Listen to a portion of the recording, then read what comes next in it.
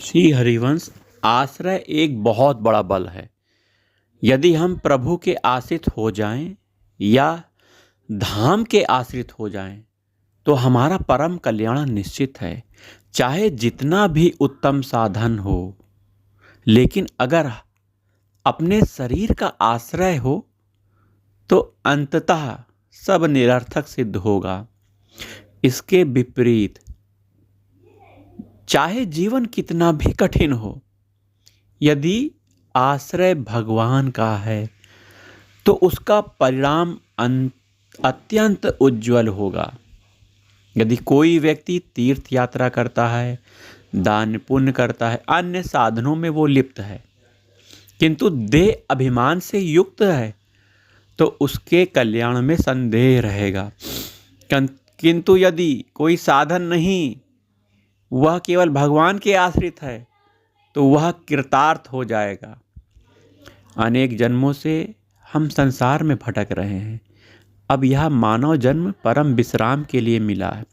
शांति, आनंद और प्रसन्नता वहीं है जहाँ चिंता, शोक, उद्वेष का लेस भी नहीं। संसार में सुख का आभास होता है, किंतु वास्तविक सुख नहीं होता। भगवान के मार्ग में प्रारंभ में दुख प्रतीत हो सकता है, किंतु वह मात्र भ्रम है। वास्तव में भगवान का मार्ग केवल सुखमय है और संसार का मार्ग केवल दुखमय है। अविवेकी बुद्धि संसार को सुखमय और भगवान को दुखमय मानती है। ब्रह्मचर्य का पालन करना, सत्य का अनुसरण करना, संयम, नियम, अधिक से अधिक नाम जाप, धर्म का आचरण, ये सब प्रारंभ में कठिन प्रतीत होते हैं, किंतु वास्तव में यही जीवन के असली रत्न हैं। आश्रय अत्यंत महान वस्तु है, किंतु यह संपूर्ण त्याग के पश्चात ही प्राप्त होती है। जब व्यक्ति स्वयं को अयोग्य मानकर पूर्ण रूप से भगवान के चरणों में समर्पित हो जाता है, तब उसका आश्रय दृढ़ हो जाता है। एक स्थिति यह होती है कि व्यक्ति अपने बल पर साधना करता है। यह करना है, यह नहीं करना है। दूसरी स्थिति यह होती है कि व्यक्ति यह स्वीकार कर ले कि अब मुझसे कुछ भी नहीं हो सकता, मैं पूर्णतः आपके आश्रित हूँ। प्रभु, आप जैसा चाहें वैसा करवा लो। इस अवस्था में की गई साधना अत्यंत श्रेष्ठ होती है, क्योंकि वह भगवत आश्रित होती है।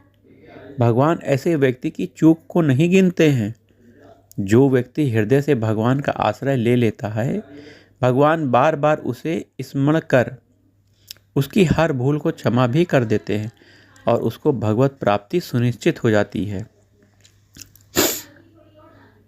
आश्रय का रहस्य सुग्रीव जी के जीवन से हमें स्पष्ट होता है। सुग्रीव जी ने कभी बैठकर भजन नहीं किया, किंतु हनुमान जी की कृपा से श्री राम से उनकी मित्रता हो गई। जब सुग्रीव जी को संकट था, जब बाली के भय से वह प्रतिक्षण व्याकुल रहते था, तब उन्होंने श्री राम जी का आश्रय लिया था।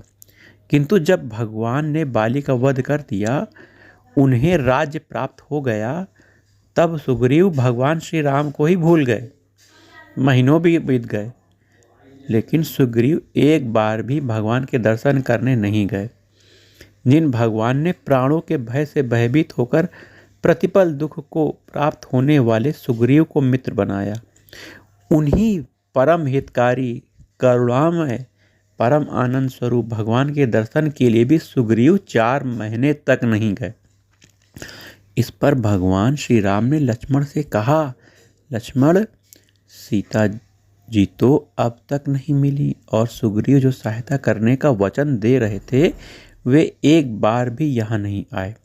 उन्होंने मेरी सुधि ही नहीं भुला दी। राज खजाना, वस्त्र, व्यक्ति, स्थान, सब कुछ उनके अधीन हो गया और सुख सामग्री में ही वे लिप्त हो गए। सुग्रीव ने मेरी सुधि भुला दी, लेकिन मैं उसकी सुधि नहीं भूल सकता। भगवान के वचन सुनकर लक्ष्मण जी ने कहा, प्रभु आदेश दीजिए। हमने मित्र स्वीकार किया है, लेकिन उन्होंने हमें केवल स्वार्थ के कारण मित्र माना। इस पर भगवान श्री राम ने लक्ष्मण जी से कहा, हमने उन्हें अपनाया, इसलिए हमारा कर्तव्य उन्हें मारना नहीं बल्कि जगाना है। वह विषय वासना में सो रहे हैं, उन्हें जाकर जगाना होगा। उन्हें बस इतना कहना कि जिस बाण से बाली का वध किया था, वह बाण अभी भी धनुष पर चढ़ा हुआ है।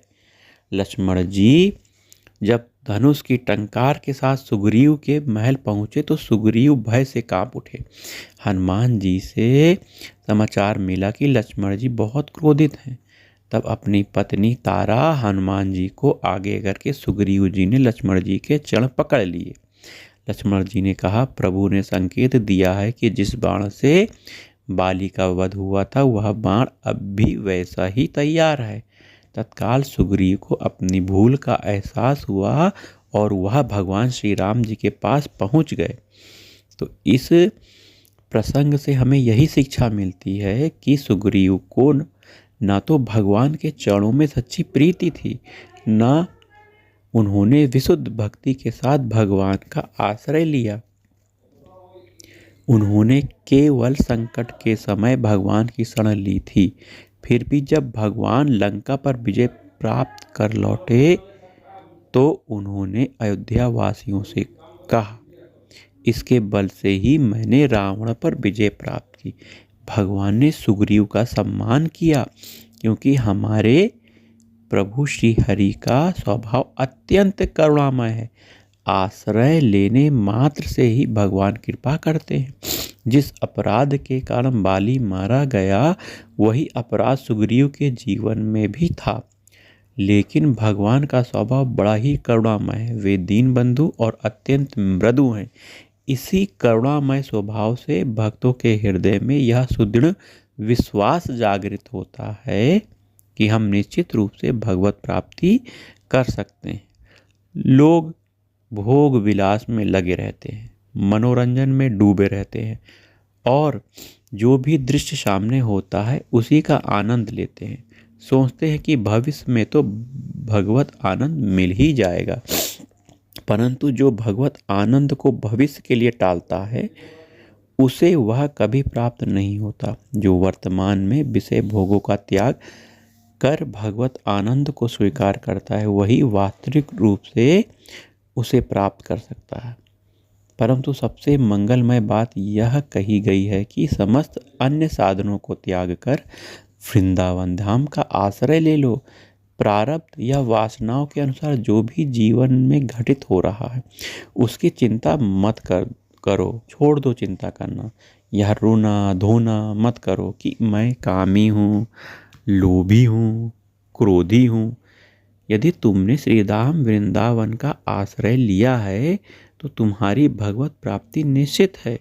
यदि आप वृंदावन में वास नहीं भी करते हो तो भी वृंदावन का आश्रय ले लीजिए, आपको समान फल ही प्राप्त होगा। वृंदावन श्रीपाद प्रबोधानंद जी कहते हैं, हे प्रभु मुझे ऐसा बना दीजिए, मुझे यह अनुभव हो कि वृंदावन के सिवा मेरा कोई कल्याण नहीं कर सकता, क्योंकि मैं कामी हूँ, क्रोधी हूँ, नीच हूँ। मैं वृंदावन का आश्रय लेने योग्य नहीं हूँ। फिर भी आप मुझे वृंदावन के सिवा कहीं और ठहरने न दें। वृंदावन में ही श्री राधा रानी जी के दर्शन संभव हैं, अन्यत्र इनका साक्षात्कार नहीं हो सकता। यही कारण है कि भक्तगण यही प्रार्थना करते हैं, हे प्रभु मुझे सद्गुण नहीं चाहिए, मुझे दुर्गुण दे दीजिए, जिससे मैं यह अनुभव करूं कि मैं अत्यंत नीच हूं और वृंदावन के लिए मेरा कल्याण संभव नहीं। श्री लाडली जी ने जब देखेंगी कि यह मेरा भक्त पूर्ण समर्पित होकर मेरे धाम का अनन्य आश्रय ले चुका है, तो बस उसी क्षण मेरा उद्धार हो जाएगा। अगर आपको वृंदावन वास मिल गया है तो शरीर की कैसी भी स्थिति हो, किंतु कभी वृंदावन से बाहर मत जाना। यही सबसे बड़ी सिद्धि है। अखंड वृंदावन वास ही मोक्ष है। वृंदावन के बाहर आना जाना बंद करो, मतलब इस संसार में आना जाना बंद। यदि कहीं आप वृंदावन वास करते हुए आचार पद्धति से भजन करते हैं तो श्री जी की दुर्लभ सेवा पद्धति हृदय में प्रकाशित होगी और आपको श्री जी की सेवा करने के दिव्य सहचरी बपू प्राप्त होगा।